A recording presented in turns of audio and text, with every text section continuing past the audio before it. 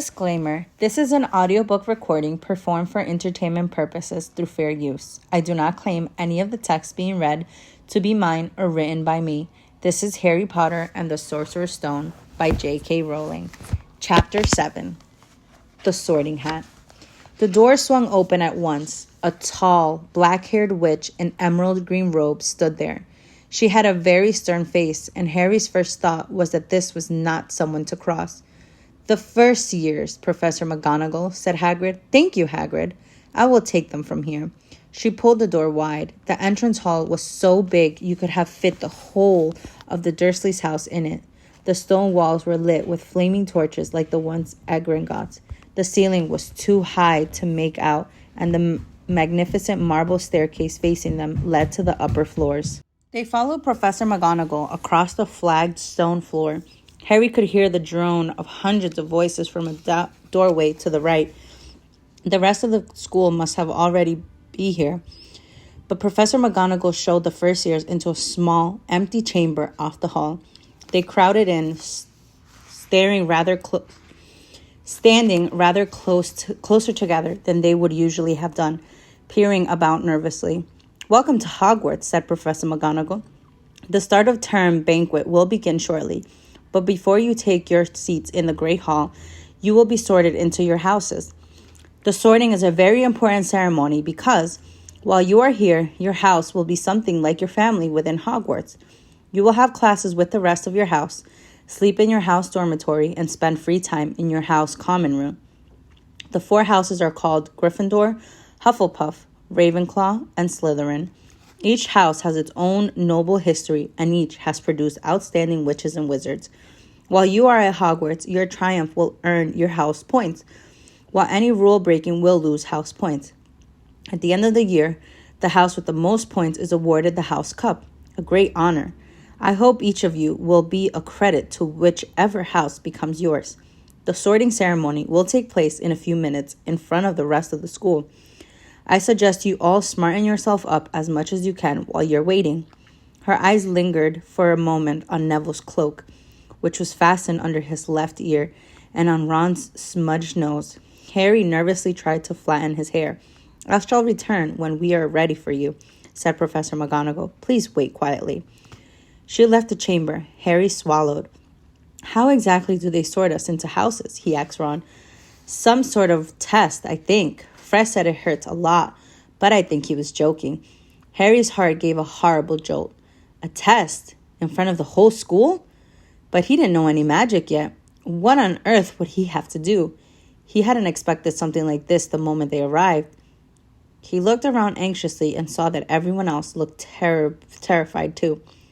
No one was talking much except Hermione Granger, who was whispering very fast about all the spells she'd learned and wondering which one she'd need. Harry tried hard not to listen to her. He'd never been more nervous. Never. Not even when he'd had to take a school report home to the Dursleys saying that he'd somehow turned his teacher's wig blue. He kept his eyes fixed on the door. Any second now, Professor McGonagall would come back and lead him to his doom. Then something happened that made him jump about a foot in the air. Several people behind him screamed, "What the?" He gasped. How did the people around him, about 20 ghosts, had just streamed through the back wall? Pearly white and slightly transparent, they glided across the room talking to one another and hardly glancing at the first years. They seemed to be arguing. What looked like a fat little monk was saying, "Forgive and forget, I say. We ought to give him a second chance. My dear friar, haven't we given Peeves all the chances he deserves? He gives us all a bad name, and you know, he's not really even a ghost. I say, what are we all doing here?" A ghost wearing a ruff and tights had suddenly noticed the first years. Nobody answered. "Now, students," said the fat friar, smiling around at them. "About to be sorted, I suppose?" A few people nodded mutely. "Hope to see you in Hufflepuff," said the friar. "My old house, you know." "Move along now," said a sharp voice. "The sorting ceremony's about to start."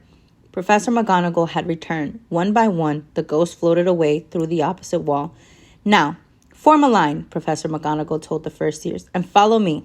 Feeling oddly as though his legs had turned to lead, Harry got into line behind a boy with the sandy hair, with Ron behind him, and they walked out of the chamber, back across the hall, and through a pair of double doors into the great hall. Harry had never even imagined such a strange and splendid place. It was lit by thousands and thousands of candles that were floating in midair over 4 long tables where the rest of the students were sitting. These tables were laid with glittering golden plates and goblets. At the top of the hall was another long table where the teachers were sitting. Professor McGonagall led the first years up here so that they came to a halt in a line facing the other students, with the teachers behind them. The hundreds of faces staring at them looked like pale lanterns in the flickering candlelight. Dotted here and there among the students, the ghosts shone misty silver. Mainly to avoid all the staring eyes, Harry looked upward and saw a velvety black ceiling dotted with stars. He heard Hermione whisper, "It's bewitched to look like the sky outside. I read about it in Hogwarts, a history." It was hard to believe there was a ceiling there at all, and that the great hall didn't simply open onto the heavens. Harry quickly looked down again as Professor McGonagall silently placed a 4-legged stool in front of the first years. On top of the stool, she put a pointed wizard's hat. This hat was patched and frayed and extremely dirty. Aunt Petunia wouldn't have let it in the house. Maybe they had to try and get a rabbit out of it, Harry thought wildly. That seemed the sort of thing. Noticing that everyone in the hall was now staring at the hat, he stared at it too. For a few seconds, there was complete silence. Then the hat twitched. A rip near the brim opened wide like a mouth, and the hat began to sing. "Oh, you may not think I'm pretty, but don't judge on what you see. I'll eat myself if you can find a smarter hat than me. You can keep your boulders black, your top hat sleek and tall, for I'm the Hogwarts sorting hat, and I can cap them all. There's nothing hidden in your head the sorting hat can't see. So try me on, and I will tell you where you ought to be. You might belong in Gryffindor, where dwell the brave at heart. Their daring nerve and chivalry set Gryffindors apart. You might belong in Hufflepuff, where they are just and loyal. Those patient Hufflepuffs are true and unafraid of toil. Or yet in wise old Ravenclaw, if you're of ready mind, where those of wit and learning will always find their kind. Or perhaps in Slytherin, you'll make your real friends. Those cunning folks use any means to achieve their ends. So put me on, don't be afraid, and don't get in a flap. You're in safe hands, though I have none, for I'm a thinking cap." The whole hall burst into applause as the hat finished its song. It bowed to each of the 4 tables and then became quite still again. "So, we've just got to try on the hat?" Ron whispered to Harry. "I'll kill Fred. He was going on about wrestling a troll." Harry smirked weakly. Yes, trying on the hat was a lot better than having to do a spell, but he didn't wish they could have tried it on without everyone watching. The hat seemed to be asking rather a lot. Harry didn't seem brave or quick-witted or any of it at the moment. If only the hat had mentioned a house for people who felt a bit queasy. That would have been the one for him. Professor McGonagall now stepped forward, holding a long roll of parchment. "When I call your name, you will put on the hat and sit on the stool to be sorted," she said. "Abbott Hannah?" A pink-faced girl with the blonde pigtails stumbled out of line, put on the hat, which fell right down over her eyes, and sat down. A moment's pause.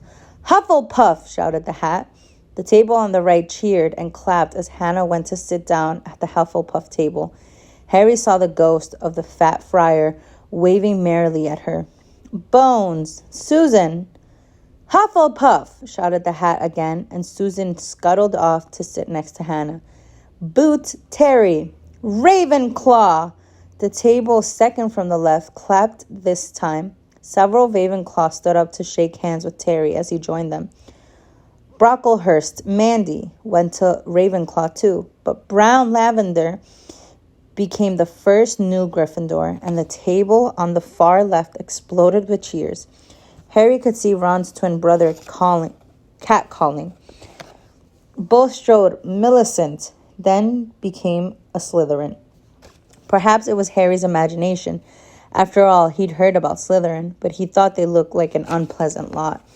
He was starting to feel definitely sick now. He remembered being picked for teams during gym at his old school. He had always been last to be chosen.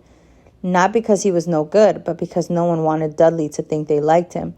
Finch, Fletchley, Justin. Hufflepuff! Sometimes Harry noticed the hat shouted out the house at once, but at others it took a little while to decide. Finnegan Seamus. The sandy-haired boy next to Harry in the line sat on the stool for almost a whole minute before the hat declared him a Gryffindor. Granger, Hermione. Hermione almost ran to the stool and jammed the hat eagerly on her head. Gryffindor, shouted the hat. Ron groaned. A horrible thought struck Harry, as horrible thoughts always do when they're very nervous. What if he wasn't chosen at all? What if he just sat there with the hat over his eyes for ages, until Professor McGonagall jerked it off his head and said there had obviously been a mistake, and he'd better get back on the train? When Neville Longbottom, the boy who kept losing his toad, was called, he fell over on his way to the stool. The hat took a long time to decide with Neville. When it finally shouted, Gryffindor! Neville ran off, still wearing it, and had to jog back amid gales of laughter to give it to McGonagall, to MacDougal Morag. Malfoy swaggered forward when his name was called and got his wish at once. The hat had barely touched his head when it screamed, Slytherin! Malfoy went to join his friends Crabbe and Goyle, looking pleased with himself.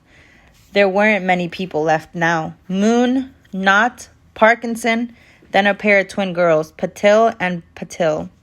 Then Perks, Sally Ann, and then at last, Potter, Harry. As Harry stepped forward, whispers suddenly broke out like little hissing fires all over the hall. Potter? Did she say the Harry Potter? The last thing Harry saw before the hat dropped over his eyes was the hall full of people craning to get a good look at him. Next second, he was looking at the black inside of the hat. He waited. Said a small voice in his ear. Difficult. Very difficult. Plenty of courage, I see. Not a bad mind either. There's talent. Oh, my goodness, yes. And a nice thirst to prove yourself. Now that's interesting. So where shall I put you? Harry gripped the edges of the stool and thought, not Slytherin, not Slytherin. Not Slytherin, eh? Said the small voice. Are you sure? You could be great, you know. It's all here in your head, and Slytherin will help you on the way to greatness. No doubt about that. No. Well, if you're sure, better be Gryffindor. Harry heard the hat shout the last word to the whole hall. He took off the hat and walked shakily towards the Gryffindor table. He was so relieved to have been chosen and not put in Slytherin. He hardly noticed that he was getting the loudest cheer yet. Percy, the prefect, got up and shook his hand vigorously, while the Weasley twins yelled, We got Potter! We got Potter! Harry sat down opposite the ghost in the rough he'd seen earlier. The ghost patted his arm, giving Harry the sudden, horrible feeling he'd just plunged it into a bucket of ice-cold water. He could see the high table properly now. At the table nearest him sat Hagrid, who caught his eye and gave him the thumbs up. Harry grinned back, and there, in the center of the high table, in a large gold chair, sat Albus Dumbledore. Harry recognized him at once from the card he'd gotten out of the chocolate frog on the train. Dumbledore's silver hair was the only thing in the whole hall that shone as brightly as the ghost. Harry spotted Professor Quirrell, too, the nervous young man from the leaky cauldron. He was looking very particular in a large purple turban. And now there were only 4 people left to be sorted. Thomas Dean, a black boy even taller than Ron, joined Harry at the Gryffindor table. Turpin Lisa became a Ravenclaw, and then it was Ron's turn. He was pale green by now. Harry crossed his fingers under the table, and seconds later the hat had shouted, Gryffindor! Harry clapped loudly with the rest of Ron, as Ron, collapsed into the chair next to him. "Well done, Ron. Excellent," said Percy Weasley pompously across Harry as Zabini Blaze was made a Slytherin. Professor McGonagall rolled up her scroll and took the sorting hat away. Harry looked down at his empty gold plate. He had only just realized how hungry he was. The pumpkin pastry seemed ages ago. Albus Dumbledore had gotten to his feet. He was beaming at the students, his arms open wide, as if nothing could have pleased him more than to see them all there. "Welcome," he said. "Welcome to a new year at Hogwarts. Before we begin our banquet, I would like to say a few words, and here they are. Nitwit Bubbler, Oddment Tweak. Thank you." He sat back down. Everybody clapped and cheered. Harry didn't know whether to laugh or not. "Is he a bit mad?" he asked Percy uncertainly. "Mad?" said Percy airily. "He's a genius, best wizard in the world, but he's a bit mad, yes. Potatoes, Harry." Harry's mouth fell open. The dishes in front of him were now piled with food. He had never seen so many things he liked to eat at one table. Roast beef, roast chicken, pork chops and lamb chops, sausage, bacon and steak, boiled potatoes, roast potatoes, fries, Yorkshire pudding, peas, carrots, gravy, ketchup, and for some strange reason, peppermint humbugs. The Dursleys had never exactly starved Harry, but he'd never been allowed to eat as much as he liked. Dudley had always taken anything that Harry really wanted, even if it made him sick. Harry piled his plate with a bit of everything except the peppermints and began to eat. It was all delicious. "That does look good," said the ghost in the ruff sadly, watching Harry cut up his steak. "Can't you—" "I haven't eaten for nearly 500 years," said the ghost. "I don't need to, of course, but one does miss it. I don't think I've introduced myself. Sir Nicholas, the Mimsy Porpinston, at your service, resident ghost of Gryffindor Tower." "I know who you are," said Ron suddenly. "My brothers told me about you. You're nearly headless Nick. I would prefer you to call me Sir Nicholas de Mimsy." The ghost began stiffly. But sandy-haired Seamus Finnegan interrupted. "Nearly headless? How can you be nearly headless?" Sir Nicholas looked extremely miffed, as if their little chat wasn't going at all the way he wanted. "Like this," he said irritably. He seized his left ear and pulled. His whole head swung off his neck and fell onto his shoulder as if it was on a hinge. Someone had obviously tried to behead him, but not done it properly. Looking pleased at the stunned looks on their faces, nearly headless Nick flipped his head back onto his neck, coughed, and said, "So, new Gryffindors, I hope you're going to help us win the house championship this year. Gryffindor has never gone so long without winning. Slytherins have got the cup 6 years in a row. The Bloody Baron's becoming almost unbearable. He's the Slytherin ghost." Harry looked over at the Slytherin table and saw a horrible ghost sitting there with black staring eyes, a gaunt face, and robes stained with silver blood. He was right next to Malfoy, who, Harry was pleased to see, didn't look too pleased with the seating arrangements. "How did he get covered in blood?" asked Seamus with great interest. "I've never asked," said nearly headless Nick delicately. When everyone had eaten as much as they could, the remains of the food faded from the plates, leaving them sparkling clean as before. A moment later, the desserts appeared. Blocks of ice cream in every flavor you could think of. Apple pies, treacle tarts, chocolate eclairs, and jam, donuts, trifle, strawberries, jello, rice pudding. As Harry helped himself to a treacle tart, the talk turned to their families. "I'm half and half," said Seamus. "Me dad's a muggle. Mums didn't tell him she was a witch till after they were married. Bit of a nasty shock for him." The others laughed. "What about you, Neville?" said Ron. "Well, my gran brought me up, and she's a witch," said Neville. "But the family thought I was all muggle for ages. My great-uncle Algie kept trying to catch me off my guard and force some magic out of me. He pushed me off the end of Blackpool Pier once. I nearly drowned, but nothing happened until I was 8. Great-uncle Algie came around for dinner, and he was hanging me out of the upstairs window by the ankle when my great-auntie Enid offered him a meringue and he accidentally let go, but I bounced all the way down the garden and into the road. They were all really pleased. Gran was crying. She was so happy. And you should have seen their faces when I got in here. They thought I might not be magic enough to come, you see. Great Uncle Algie was so pleased he bought me my toad. On Harry's other side, Percy Weasley and Hermione were talking about lessons. I do hope they start right away. There's so much to learn. I'm particularly interested in transfiguration, turning something into something else. Of course, it's supposed to be very difficult. You'll be starting small, just matches into needles and that sort of thing. Harry, who was starting to feel warm and sleepy, looked up at the high table again. Hagrid was drinking deeply from his goblet. Professor McGonagall was talking to Professor Dumbledore.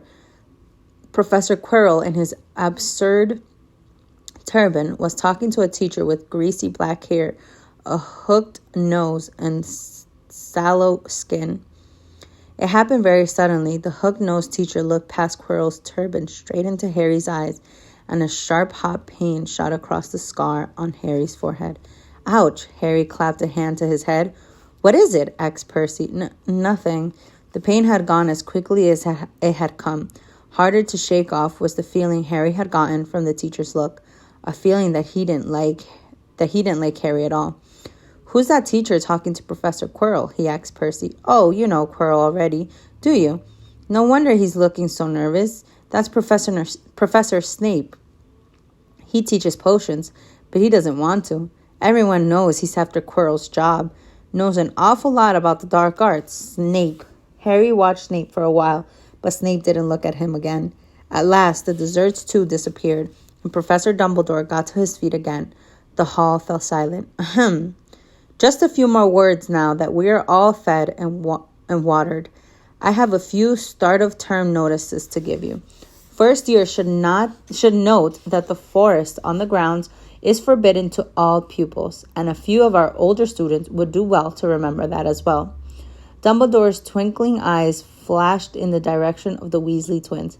I have also been asked by Mr. Filch, the caretaker, to remind you all that no magic should be used between classes in the corridors. Quidditch trials will be held in the second week of term. Everyone interested in playing for their house teams should contact Madame Cooch. And finally, I must tell you that this year, the third floor corridor on the right-hand side is out of bounds to everyone who does not wish to die a very painful death. Harry laughed, but he was one of the few who did. He's not serious, he muttered to Percy. Must be, said Percy, frowning at Dumbledore. It's odd, because he usually gives us a reason why we're not allowed to go somewhere. The forest full of dangerous beasts, everyone knows that. I do think he might have told us prefects at least. And now, before we go to bed, let us sing the school song, cried Dumbledore. Harry noticed that the other teachers' smiles had become rather fixed. Dumbledore gave his wand a little flick as if he was trying to get a fly off the end, and a long golden ribbon flew out of it, which rose high above the tables and twisted itself, snake-like, into words. Everyone pick their favorite tune, said Dumbledore, and off we go. And the school bellowed, Hogwarts, Hogwarts, Hoggy-Warty Hogwarts, teach us something, please, whether we be old and bald or young with scabby knees. Our heads could do with filling with some interesting stuff, for now they're bare and full of air, dead flies and bits of fluff. So teach us things worth knowing, bring back what we forgot. Just do your best, we'll do the rest, and learn until our brains are all rot. Everybody finished the song at different times. At last, only the Weasley twins were left singing along to a very slow funeral march. Dumbledore conducted their last few lines with his wand, and when they had finished, he was one of those who clapped loudest. Ah, music, he said, wiping his eyes. A magic beyond all we do here. And now, bedtime. Off your trot. The Gryffindor first years followed Percy through the chattering crowds out of the Great Hall and up the marble staircase. Harry's legs were like lead again, but only because he was so tired and full of food. He was too sleepy even to be surprised that the people in the portraits along the corridors whispered and pointed as they passed, or that twice Percy led them through doorways hidden behind sliding panels and hanging tapestries. They climbed more staircases, yawning and dragging their feet, and Harry was just wondering how much farther they had to go when they came to a sudden halt. A bundle of walking sticks was floating in midair ahead of them, and as Percy took a step toward them, they started throwing themselves at him. "Peeves!" Percy whispered to the first years. "A poltergeist!" He raised his voice. "Peeves! Show yourself!" A loud, rude sound, like the air being let out of a balloon, answered. "Do you want to go to the Bloody Baron?" There was a pop, and a little man with wicked dark eyes and a wide mouth appeared, floating cross-legged in the air, clutching the walking sticks. "Oh," he said with an evil cackle. "Ickle first years! What fun!" He swooped suddenly at them. They all ducked. "Go away, Peeves, or the Baron'll hear about this. I mean it," barked Percy. Peeves stuck out his tongue and vanished, dropping the walking sticks on Neville's head. They heard him zooming away, rattling coats of armor as he passed. "You want to watch out for Peeves," said Percy as they all set off again. "The Bloody Baron's the only one who can control him. He won't even listen to us prefects. Here we are." At the very end of the corridor hung a portrait of a very fat woman in a pink silk dress. "Password?" she asked. "Caput Draconis," said Percy, and the portrait swung forward to reveal a round hole in the wall. They all scrambled through it. Neville needed a leg up, and found themselves in the Gryffindor common room, a cozy round room full of squashy armchairs. Percy directed the girls through one door to their dormitory and the boys through another. At the top of a spiral staircase, they were obviously in one of the towers. They found their beds at last, four posters hung with deep red velvet curtains. Their trunks had already been brought up. Too tired to talk much, they pulled on their pajamas and fell into bed. "Great food, isn't it?" Ron muttered to Harry through the hangings. "Get off, Scabbers. He's chewing my sheets." Harry was going to ask Ron if he'd had any of the treacle tart, but he fell asleep almost at once. Perhaps Harry had eaten a bit too much because he had a very strange dream. He was wearing Professor Quirrell's turban, which kept talking to him, telling him he must transfer to Slytherin at once because it was his destiny. Harry told the turban he didn't want to be in Slytherin. It got heavier and heavier. He tried to pull it off, but it tightened painfully. And there was Malfoy, laughing at him as he struggled with it. Then Malfoy turned into the hook-nosed teacher, Snape, whose laugh became high and cold. There was a burst of green light, and Harry woke, sweating and shaking. He rolled over and fell asleep again, and when he woke next day, he didn't remember the dream at all.